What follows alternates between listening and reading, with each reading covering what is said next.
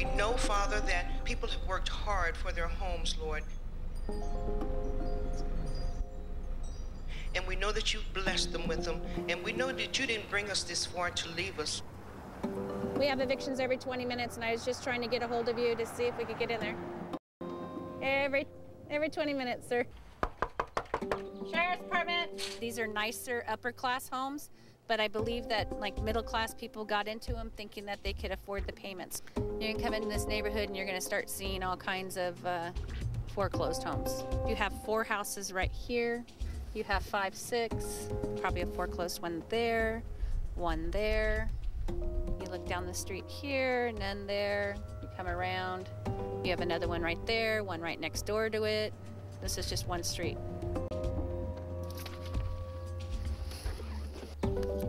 So we ask that you would be with us today, Lord. Sheriff's Department. Bless each one, that we may save all the homes if possible, Lord. You know, the grass is dying, the leaves are, you know, the flowers are gone, and it's kind of sad. You know, we can't move, we can't afford to move, so. The biggest worries is crime and, you know, money going down and your city going down. I mean, your community starts to go down, then everything else kind of goes down with it. Well, this one's been on the books for a while. The graffiti artists keep coming back. Here's our next one. Got to be careful with this house. There's some insect problems here. So usually we just push the door open and watch out for the bugs that are up on top of the door. Yeah. This was probably a fairly fresh eviction. Mm-hmm. This is usually how we find them, stuff just everywhere. Your problem is to get everything, get it all out of here and make the place look at least, I don't know, presentable as possible. And move on to the next 20. Right.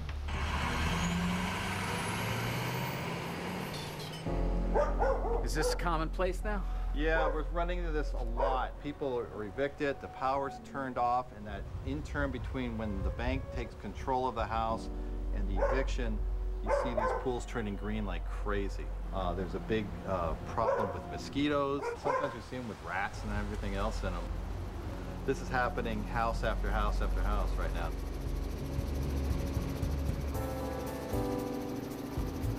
I'm the Public Information Officer for Northwest Mosquito and Vector Control District.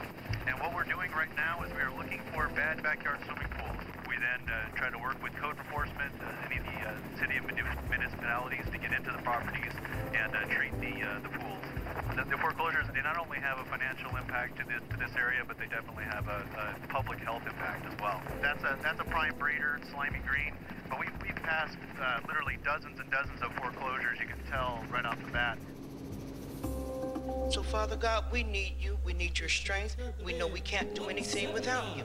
179.80, 180.90, 195.2. Look at the previous value, ladies and gentlemen. 500,000 was the previous value. I'm at 200. Look at the 210. 210 with a brand new player. Now 20, 220,000 the bill. 220,000. Now bid 200. The worst eviction I've ever done that's tug at my heart. It was around Christmas time, and a little boy, probably 5 years old, was there.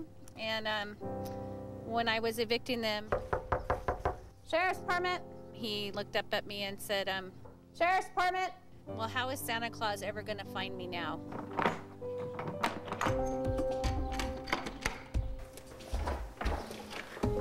And why is this bank being so stubborn? They're saying that the investors' bottom line... You know, I'm with the Fair Housing Council. We're a HUD-approved counseling agency, and it doesn't seem that the lenders are responsive to the clients who actually do want to help save their house. 6.9. This whole foreclosure crisis came up upon us, and it almost feels like we're in a movie and that it's not really real. And I've had clients in my office bawling their eyes out because they're going to lose their home. So it's actually very distressing. I'm sorry. The really hardest part of this thing, I had to meet this guy from the bank to give back the keys from the house. I felt so bad. I was just with my oldest kid, and right after I get the keys and get in the car, I start crying because I felt like part of our American dream were just on those keys. The bankers want to tell us, you know, oh, go get the American dream. Be a homeowner. That's what my dad told me my whole life. Cynthia, you need a part of the American dream. So I get up every morning and I go to work and I do my job and I pay all my bills and I teach my son to make an honest living and I tell them that right will always win. And to be brutally honest with you, this house does not make our home. So in the event that we were to lose this home, we're going to be a family, a beautiful family, no matter where we are. We did contact our loan company. Their tactic is to wear you down, calling us names over the phone, telling us we're idiots, white trash, and we're not white trash, we're not idiots, you know. We were dealing with people that did not care that this was our home. To them, it was a piece of paper and you're going to lose it. These big guys on Wall Street, they don't care about me. They don't care about my family. All they could care about is squeezing how much money out of these homes they possibly can to make money off of it. The ongoing housing correction has seriously impacted U.S. banks and financial institutions. The worst financial crisis in modern times. Lehman Brothers filed for bankruptcy protection. Merrill Lynch bought up by Bank of America. AIG struggling to avoid collapse itself. Wall Street got drunk. He got drunk and now it's got a hangover. It seems like CEOs hit the lottery when their companies collapse. We are in the midst of a once-in-a-century credit tsunami. When you ask about the taxpayers being on the hook, guess what? They're already on the hook. This has been a deeply unsettling period for the American people. Many of our citizens have serious concerns about their retirement accounts. Main Street on Wall Street! Main Street on Wall Street! I am frightful to the point of almost panic. I don't see a solution in your plan.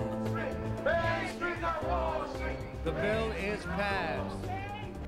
Job losses last year, 2.6 million people. The problems that started in the U.S. have now hit every market in the world. We are in the midst of crisis. Homes have been lost, jobs shed, businesses shuttered. Today, I say to you that the challenges we face are real. They will not be met easily, but know this, America, they will be met. We know all things are possible if we only believe. If we only believe. If we only believe.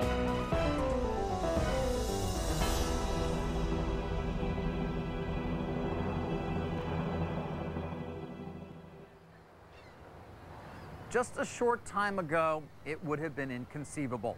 The economy here in the U.S. and around the world stopped in its tracks. Bailouts, bankruptcies, layoffs, fallout from a complex problem with a simple name, the credit crisis. The word credit comes from the Latin word for believe. Without the belief that borrowers will pay you back, there is no credit. Credit that is the lifeblood of the world's financial system. The economic crisis finds its roots in the U.S. housing market. Now, you'll hear from the insiders who built a house of cards. Its collapse has consumed us all.